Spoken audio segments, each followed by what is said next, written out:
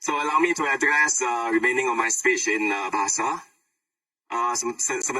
Sebenarnya daripada tadi saya jalan sampai ke sini berapa saat saja, sebanyak 100,000 meter tan carbon dioxide telah pun dilepaskan ke dalam atmosfera kita.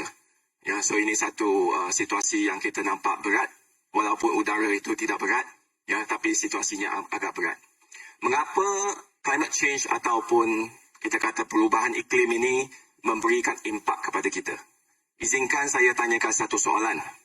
Adakah siapa ataupun kawan anda dalam 3 tahun ini dilanda banjir? Sila angkat tangan. Ramai. Ya, saya pun ada sebab saya dari Kuantan, Pahang. So, dengan itu kita nampak jelas bahawa climate change bukan satu benda yang secara konseptual, tetapi ianya agak dekat dengan kita, bahkan telah pun meragut nyawa. Tahun lepas, sebanyak 51 nyawa telah pun kita hilang apabila banjir berlaku. Kita juga tahu bahawa Malaysia adalah sebuah negara yang dikurniakan dengan pelbagai sumber khazanah. Kita juga ada pesisiran pantai yang panjang. Kita ada keturunan hujan yang tinggi. Tapi itu tidak menjadi berita baik apabila perubahan iklim menjadi lebih drastik kerana makin banyak tanah akan tenggelam dan kita bakal berhadapan dengan perubahan iklim yang lebih ekstrim.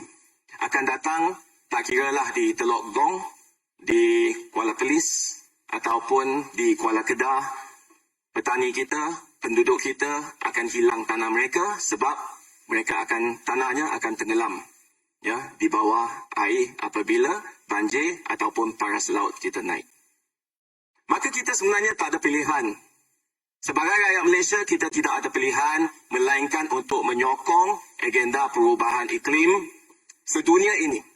Kerana kitalah yang akan jadi mangsa apabila kita tidak berbuat apa-apa. Dan kita tahu kerajaan membuat satu sasaran bahawa kita perlu kurangkan pengeluaran CO2 menjelang tahun 2030 sebanyak 45%. Jadi ini adalah satu cita-cita, satu goal, satu target, sasaran yang kita semua cuba untuk mencapai.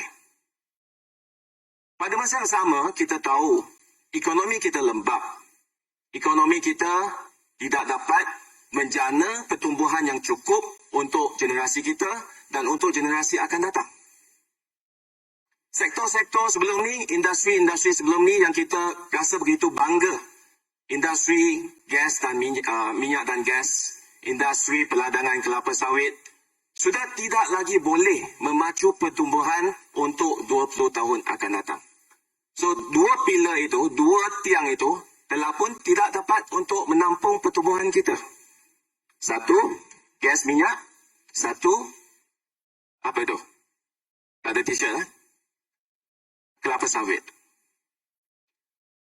Dan apa yang kita perlu lakukan adalah, kita harus merancang apa sektor dan apa industri yang membolehkan kita melonjakkan ekonomi kita supaya struktur ekonomi baru dapat diwujudkan dan juga model ekonomi yang terkini boleh dirancang supaya ianya boleh membantu anak-anak kita mendapat pekerjaan yang berkualiti, mendapat ekonomi dan peluang-peluang ekonomi yang lebih bermutu dan di samping membantu melonjakkan mutu kehidupan kita.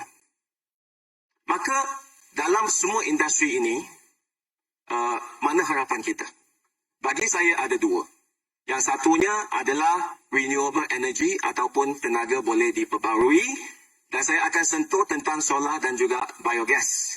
Terima kasih kepada sukarelawan yang hadir, banyak memberikan input.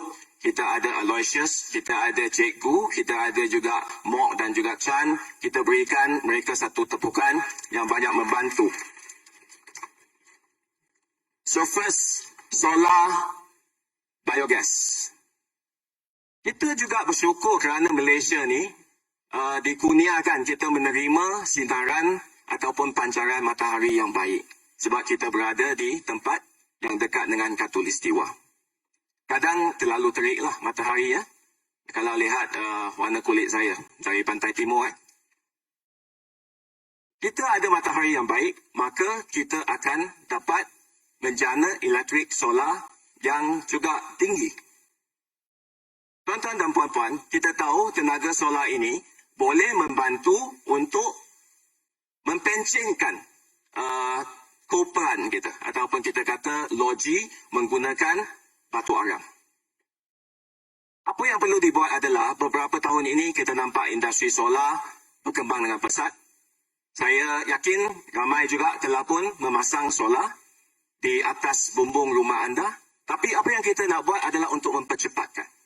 Bagaimana? Contohnya, perjanjian pembelian elektrik maya ataupun VPPA. VPPA perlu dipercepatkan supaya tenaga solar yang dijana oleh sebuah rumah boleh dipindah milik kalau ada lebihan. Boleh dipindah milik kepada rumah yang lain. And this is important sebab kita perlu wujudkan satu pasaran supaya kredit itu boleh dipindah milik. Kedua, kita tahu untuk memasang panel solar, dulu susah, sekarang makin mudah. Dan kita kena memudahcarakan lagi supaya ianya umpama memasang aircon. Boleh melalui dorongan galakan kerajaan dalam bentuk kit DIY, kita boleh beli daripada IKEA ke, daripada tempat lain, bawa balik dengan sedikit pengkhususan ataupun technical kelulusan teknikal, kita dah boleh pasang solar kita. Dan kita juga boleh memberikan khusus, sekarang kita ada khusus lah, ya, grid connected photovoltaic system. Dia 2 minggu khususnya, tapi kita boleh juga meringkaskan dan kurangkan kos. Yuran sekarang RM7,000. TVET. So kita boleh kurangkan sebenarnya untuk jadikan ianya lebih mudah untuk supaya kita dapat pasang sistem solar atas rumah kita. Maka dengan usaha semua ni, saya yakin kita boleh mencapai sasaran untuk memasang 75 juta set panel solar menjelang tahun 2035 dan menjadikan Malaysia sebuah negara yang dipacu ataupun digerakkan oleh tenaga boleh baharui. Begitu juga dengan biogas. Biogas, kalau kita boleh perkenalkan sistem feed-in tarif, ya, seperti apa yang kita lakukan untuk sistem solar kita, biogas yang kita kumpul daripada sisa-sisa air, daripada ladang kelapa sawit, proses-proses perkilangan ni, daripada kita buang, kita boleh kumpul metan, ya, tadi kata gas metan. Itu pun tak boleh buang, kalau boleh kita nak gunakan. Kita boleh gunakan dan boleh menjana elektrik dan membantu juga mewujudkan pekerjaan yang bermutu tinggi, bernilai tinggi. Sebab tu tentang solar dan juga renewable energy dengan biogas. Apa pula dengan tiang yang kedua? Tiang yang kedua, saya ingin cadangkan bahawa kita perlu memandang berat tentang pemilikan kenderaan elektrik ataupun EV. Siapa yang ada EV di sini boleh angkat tangan? Tak ada. Mungkin ada yang hybrid. Ada yang naik basikal, saya nampak. Basikal sebenarnya paling baik. Kalau boleh lah. EV saya tak hairan. Semua kat sini tak ada sebab di Malaysia pada hari inilah, tahun ini, kita hanya ada 500 buah EV saja yang berada di jalan raya kita. Only 500. Tapi negara lain bergerak dengan begitu pantasnya, bergerak dengan pemilikannya bertambah. Kita semua sedar kan, pemilikan kenderaan kita di Malaysia ni adalah antara yang tertinggi di rantau ini. Kalau tengok tadi kata, Zahir kata PPR, parking dah sampai melimpah keluar lah daripada PPR. Cuma kita belum mengambil inisiatif untuk menambah baik dasar kita supaya rakyat kita boleh menikmati ataupun menggantikan kenderaan yang lama, yang lapuk dengan EV. Yang pertama adalah infrastrukturnya. Kita tidak ada stesen pengecasan EV. Dan yang tu perlu dihubungkan, perlu dipasang dari utara ke selatan, daripada timur ke barat. Yang tu belum ada. So, yang tu kita kena gandakan lagi. Dan lastnya, saya nak kongsikan bahawa kita bersaing dengan Thailand dan Indonesia dan banyak negara lain. Malanglah dulu kita bersaing dengan Singapura, dengan negara lebih maju. Sekarang kita bersaing dengan negara jiran yang makin menghampiri kita. So kita perlu menggandakan lagi usaha dengan dasar otomotif nasional yang lebih baru dan yang lebih konkret objektifnya, lebih nyata KPI-nya supaya kita boleh menarik pelaburan daripada sedunia, ya, kilang-kilang yang bertaraf dunia datang meletakkan rantaian nilai kita dekat Malaysia.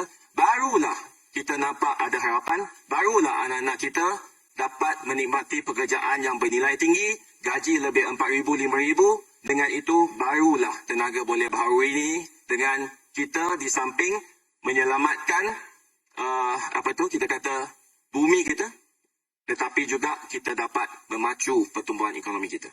Sekian, terima kasih.